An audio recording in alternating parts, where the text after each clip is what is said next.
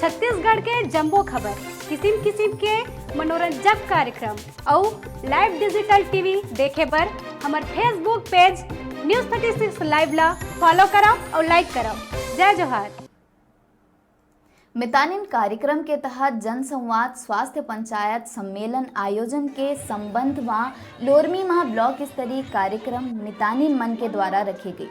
लोरमी क्षेत्र के 600 ज्यादा मितानिन एक कार्यक्रम में उपस्थित हुई। हर बछर जैसे ए बछर भी कार्यक्रम रखे गए रहे। कार्यक्रम में बताए गई कि गांव में जतका भी समस्या आथे एक बारे में मितानिन दीदी ले चर्चा करे जाए और जतका भी सरकारी योजना है उकर बारे में जानकारी देहे के बात कहे गई।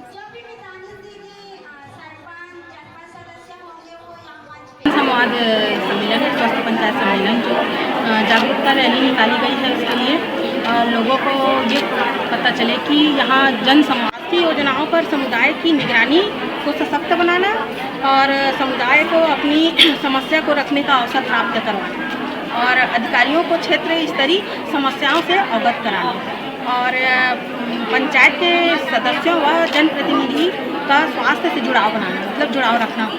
और हम लोग जितना ब्लॉक में समस्या जो ग्राम स्वास्थ्य स्वच्छता एवं पोषण समिति के माध्यम से निकल कर जो समस्या निकल कर आया है उसको आवेदन के रूप में हम लोग ज्ञापन भी दिए हैं और जहाँ भी जनप्रतिनिधि को सौंपा जाएगा।